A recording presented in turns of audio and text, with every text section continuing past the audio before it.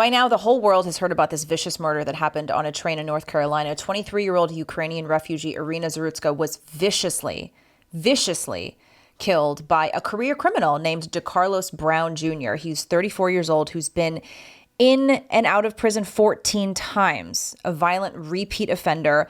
Why was this guy roaming the streets? We're going to talk about the judges, especially the last judge that let him roam free because he apparently wrote a letter.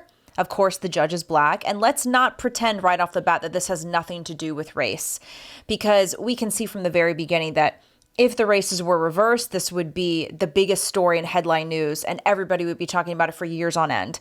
We're also going to show some of these headlines from the media that just prove we do not hate the media enough.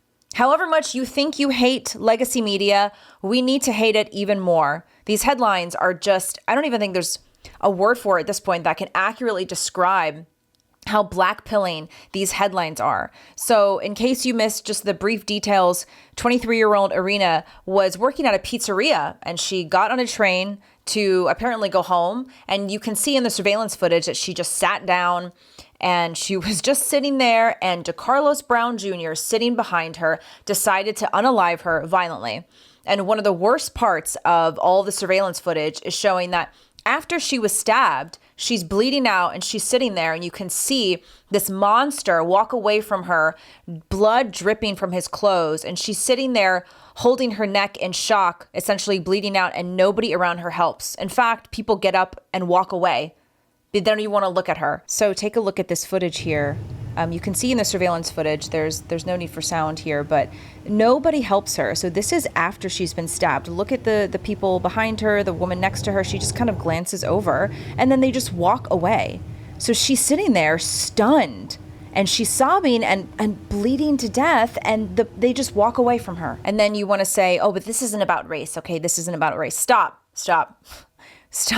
Let's stop living in fantasy world where this isn't about some kind of revenge. You can even hear the surveillance footage of this animal after he has committed this heinous crime. You can hear him in the background of this surveillance footage saying, I got that white girl. So take a listen here.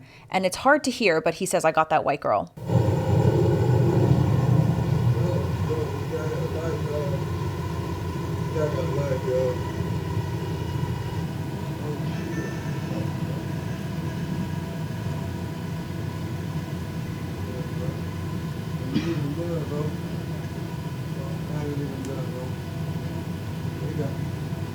And this is exactly why they didn't want to release the entire video. This is why the media does not want you to know what is actually happening here. Where are the feminists? Also, I'd like to know, where are the feminists? Where are you? Do you have anything to say about this woman? Do you have anything to say about protecting women, especially protecting white women from these career criminals who obviously have it out to attack these women who are there alone on a train? And I'm also really sick and tired of hearing all the excuses about, oh, well, he's mentally ill. You know, this is why we need to take better care of people. We need to take better care of our criminals. No, this is why the D penalty exists. Okay, I got flagged in my last video for saying that whole term out loud, but you know what I'm talking about. The D penalty exists for heinous crimes like this.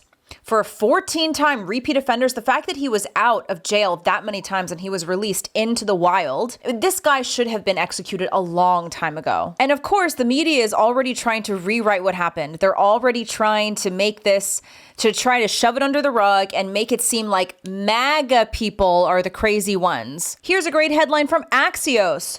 Grisly Charlotte stabbing video fuels MAGA's crime message. Here's a headline from Politico. Ukrainian refugee killed in North Carolina gets dragged into political messaging war. No mention of the murderer, no mention of this violent criminal. BBC headline, fatal stabbing of Ukrainian refugee in North Carolina ignites crime debate.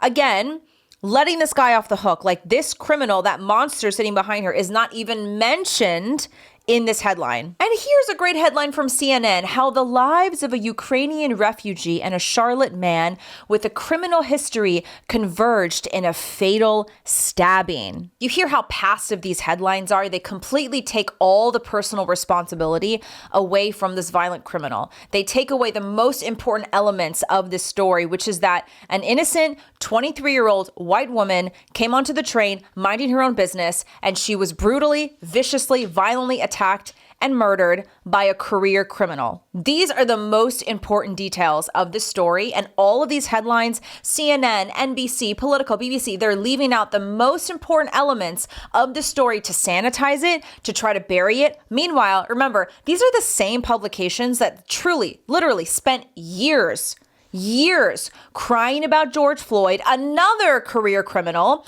who was given, 10,000 funerals? You had American politicians kneeling down in the middle of the Capitol wearing some stupid so-called African garb.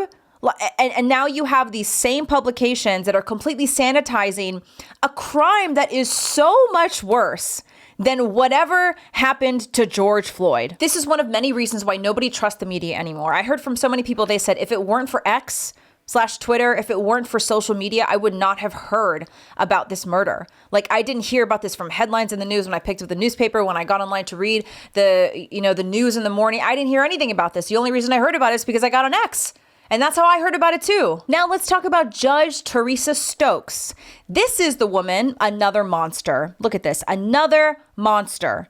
This is reported by Colin Rugg. He says Judge Teresa Stokes released DeCarlos Brown just months before he stabbed Ukrainian refugee Irina Zarutska because he wrote her a written promise.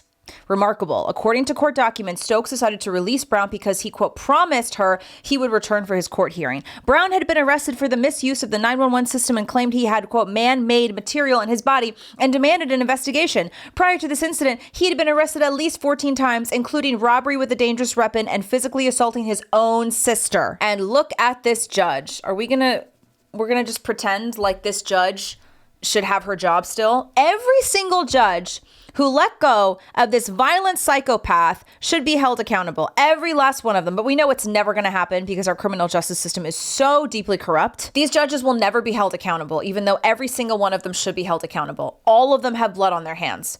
And how often does this happen? We see this happen way, way too often. Our system is so soft on criminals. We are more and more lenient, which is leading to more and more crime. We keep making up more and more excuses about how these people need our support, they need our compassion, and somehow they blame it on the lack of universal health care, the lack of rehabilitation programs. No. How about we reopen the insane asylums? That's not a joke. I'm not joking. I'm not being hyperbolic. Reopen the insane asylums.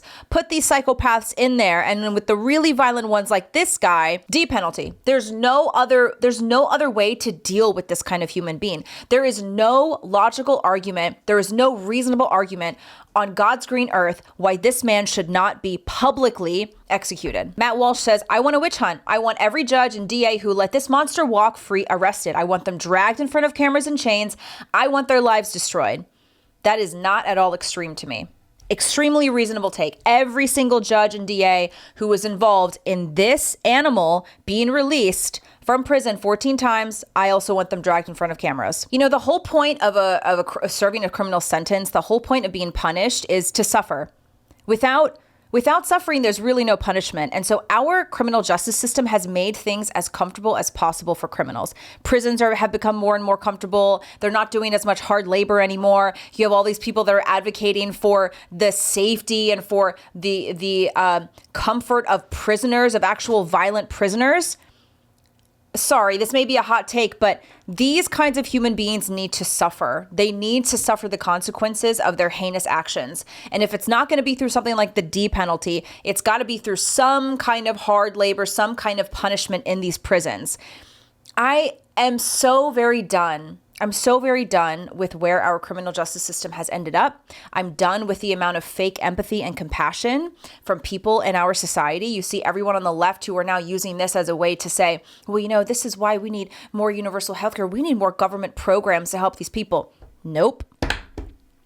I don't want my tax dollars going to help these people. You know who I want to help? I want to help young women who are targeted by these monsters. Look at this career criminal. Breaking, Anthony Jelks, R-worded, a 4-year-old giving her an STD. Jelks was freed from jail weeks ago despite 6 violent arrests. Give me one logical reason why this monster should not be.